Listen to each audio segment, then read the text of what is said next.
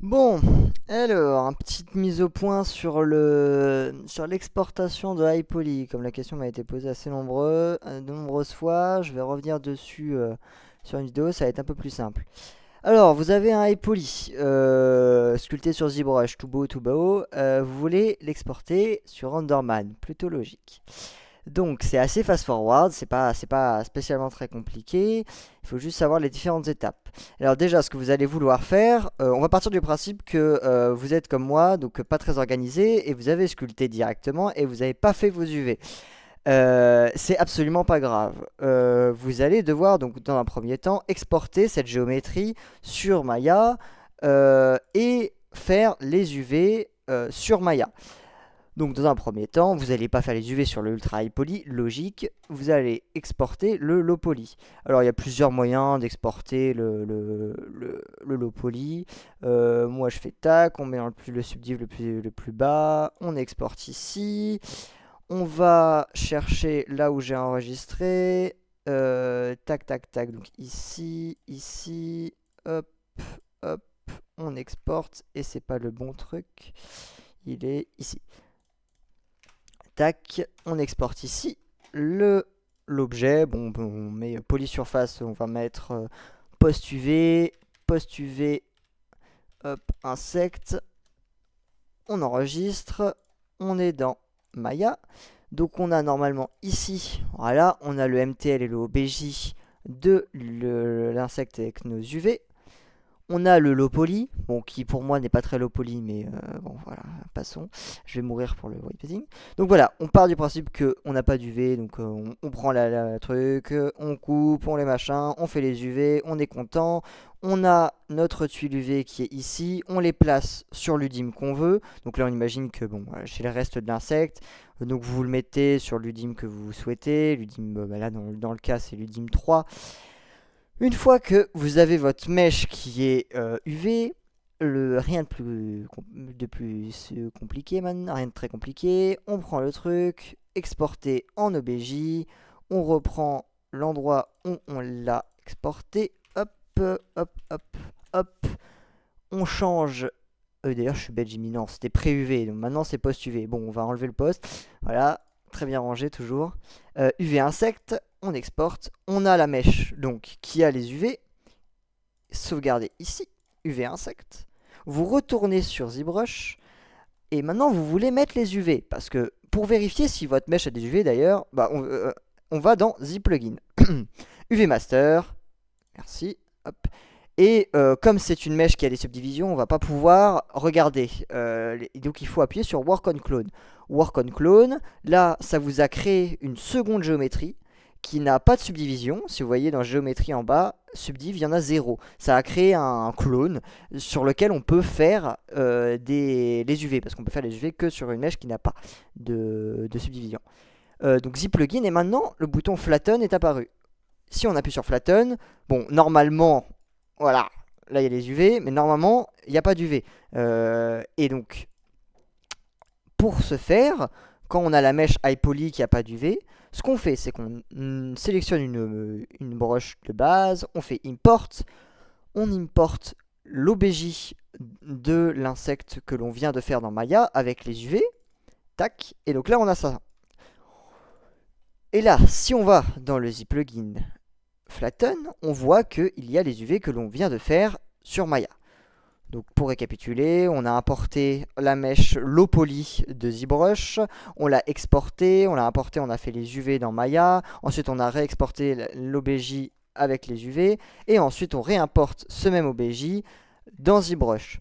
Ok, maintenant qu'on a une mèche avec les UV, on peut faire copy UVs, on va sur le high poly, qui est ici, zplugin past UVs.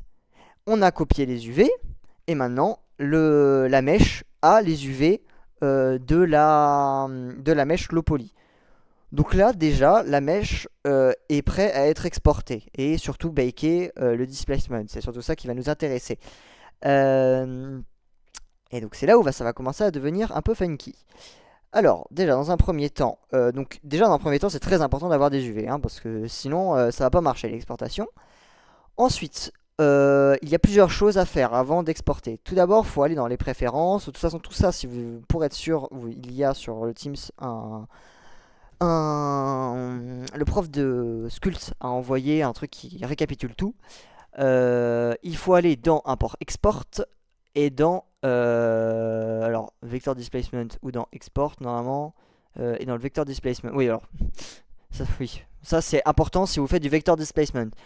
Pour tout ce qui est environnement, c'est très important. Le vector displacement c'est génial, mais c'est pas du tout pour l'insecte. Mais bon, sachez que si vous faites du vector displacement pour l'environnement, il faudra aller ici et mettre 43. Voilà, chaque logiciel a son vector displacement différent. Pour Renderman, c'est 43. Enfin bon, bref. Ça, vous en avez pas besoin si vous faites du displacement normal, ce que vous faites pour l'insecte. Mais je le pointe quand même parce que c'est un peu important. Bon, si vous faites juste le displacement de l'insecte, vous avez juste besoin d'aller dans Multimap Exporter, Displacement, et alors, pour être sûr de ne pas dire de conneries, vous allez dans Export Option, Displacement, et là il y a pas mal de choses à cocher. Déjà, vous pouvez régler votre map size. Bon, vous pouvez mettre en 2048, moi je l'ai mis en 4096. C'est un peu overkill, c'est un peu too much, mais bon, si vous voulez de la qualité, bon, à fond. Ensuite, vous avez, donc il faut cliquer, il faut mettre le Smooth UV, adaptative. Bon, je le mets, mais en vrai, on s'en fout un peu, mais c'est assez. Ça peut bugger des fois, donc si vous avez des problèmes, si vous voyez qu'il y a des stretching et des tout à certains endroits, ça peut être ça. Ensuite, le mid 0. En EXR ou en TIFF, bon, le TIFF ça va marcher aussi, mais le XR c'est une meilleure qualité, 32 bits. Donc le Smooth UV c'est parce que ça va appliquer une subdivision sur vos UV, parce que quand vous allez importer ensuite la map de displacement sur Renderman, de toute façon votre géométrie sur Renderman elle va être subdivisée, donc vos UV vont être smooth, donc votre map de displacement doit prendre en compte ça et être smoothé avant l'exportation. Voilà, le subdivision level au minimum, parce que si vous le mettez par exemple à 3, ça veut dire que ça va baker à partir du subdivision 2, ce que vous ne voulez pas, vous voulez le mettre. Si vous le mettez à 1, en fait, ça va prendre le plus haut. Et donc là, par exemple, si j'ai 6 niveaux de subdivision, tac tac tac, ça va prendre ça en compte pour calculer le displacement. Bref, normalement, ah oui, failli oublier, pour les gens qui utilisent des UDIM, c'est-à-dire quasiment l'intégralité de la classe. Normalement, si vous allez, alors que je retrouve ici, File Name dans Multimap Exporter, tout ça pareil, c'est dans Teams, hein, c'est bon, voilà. Les deux trucs à changer très importants, ici, ça, normalement c'est marqué "-.dm". Je crois que c'est ça, ouais. "-.dm". Ça, vous ne le voulez pas parce que vous voulez que ça soit lu par Maya. Et donc Maya, lui, ce qu'il attend, c'est "-" et le numéro de l'UDIM. Et UVTile format, vous le changez et vous le mettez en UDIM. Sinon, ça c'est pas compliqué, hein. Si ça c'est pas mis pour le coup, c'est pas comme les autres où bon, vous pouvez faire sans, ça marchera pas. Point. Voilà.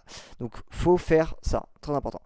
Ensuite, une fois que vous avez ça, tac tac tac, vous avez bien tout coché. On décoche Export Mesh, Displacement, Create All Map. Vous mettez l'endroit où vous voulez que ça soit mis. Hop, cours export.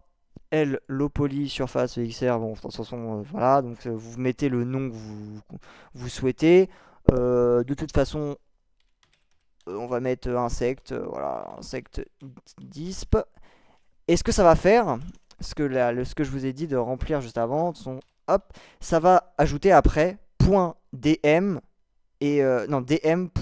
Et le numéro de la taille du UV, et c'est comme ça que Maya va savoir telle texture va aller à telle texture, parce que vous allez avoir bien sûr pour chaque UDIM une tile texture, donc pour la 1, pour la 2, la 3, la 4, la 5, et ensuite c'est Maya qui va regarder dans le fichier et lire alors insect disp 1001, 1002, 1003, 1004, et qui va les remettre bien. Donc c'est important de faire ça. Donc là, save. Normalement, s'il est pas con, donc là il va calculer, il va prendre un peu de temps. Tac, voilà. Et donc là, voilà, vous avez insect dispoly. D'ailleurs, il en a rien à cirer de. Si, insect dispoly polysurface, donc le nom de la géométrie du truc là, polysurface 2.1 dm.1003 pour dire que c'est la millième, la 1003, l'UDIM 1003. Donc à tout moment, d'ailleurs, si si c'est foiré et que le displacement il est pas bon, genre il s'est foiré, il était mis sur le 1001, ça arrive, ben vous faites ça, vous mettez 1001 et ça va, Maya va changer et l'utiliser pour le 1001 au lieu de 1003. Bon, là il y a le displacement. Si on l'ouvre normalement, allez Photoshop, tac, hop. Faites pas gaffe, OpenEXR c'est quelque chose, c'est autre chose. Tac. Bon, là il y a une map de displacement, tout ce qui est le plus logique. Hein, voilà, donc vous avez les informations, on voit bien que les infos. Tout va dépendre d'ailleurs dans les paramètres de ZPlugin, important, suivant ce que vous souhaitez. Mais il y a dans les displacements, ici là, la mid value, là j'ai mis à 0, donc ça fait que le minimum c'est le noir. Si j'avais mis à 0,5, ça aurait fait que le noir aurait été gris, parce que le milieu c'est 0,5. Moi j'ai tendance d'ailleurs plus à travailler avec un 0,5, ce qui fait que tu peux avoir des géométries qui rentrent et des géométries qui sortent, puisque le 0,5, ça fait que le 0,5 c'est le milieu, le gris c'est le milieu, et que du coup tu peux avoir des géométries qui rentrent et qui ressortent. Là ça fait que en mettant à 0, le plus bas c'est à 0, ça fait que, comment dire, tout ressort. Ouais bon bref, enfin bon, en tout cas ça fonctionne, tac. Ensuite, on a donc là la merveilleuse géométrie avec ses UV. On lui ajoute un petit PXR, tac tac tac, on lui ajoute, on lui met, on s'en fout, insecte, tac tac tac, tac tac tac.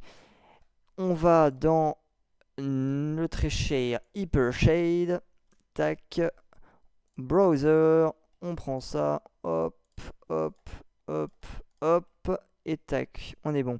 On prend le displacement, property, displacement material, hop, rendermine, displace, disp transform, tac, hop, scalar f, pix, texture, pof, pof, pof, pof, pof.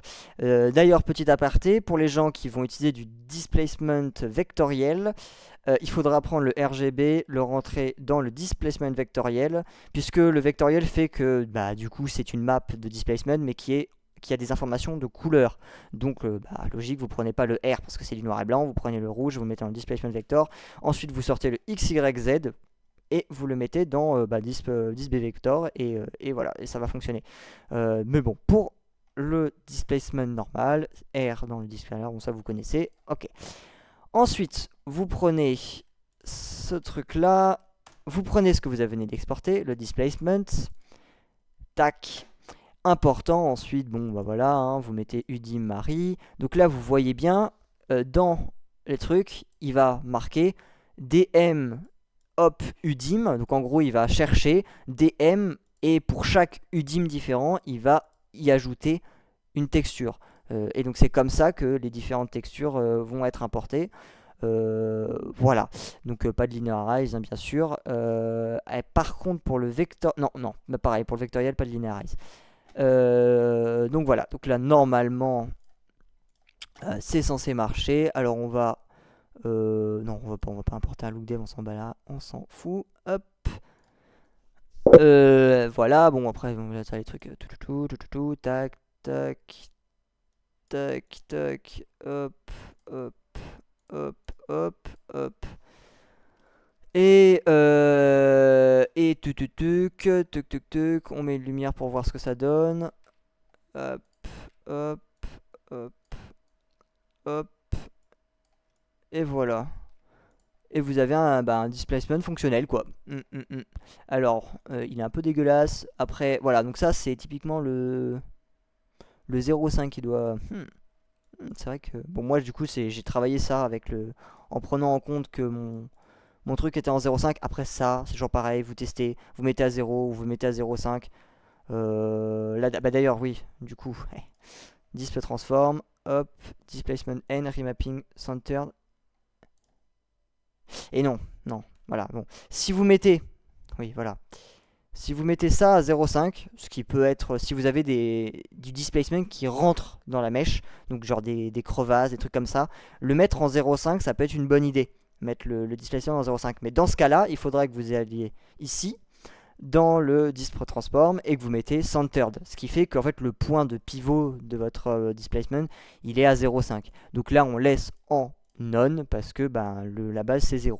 Ça c'est suivant les préférences, mais voilà. Donc voilà, et là vous avez un displacement qui est fonctionnel, tout ce qui est le plus logique, hein. Voilà. Si vous avez d'autres questions, bon, n'hésitez pas à les poser, je ferai des vidéos rapides, mais bon, là je pense que déjà pour ça c'est un peu plus compréhensif.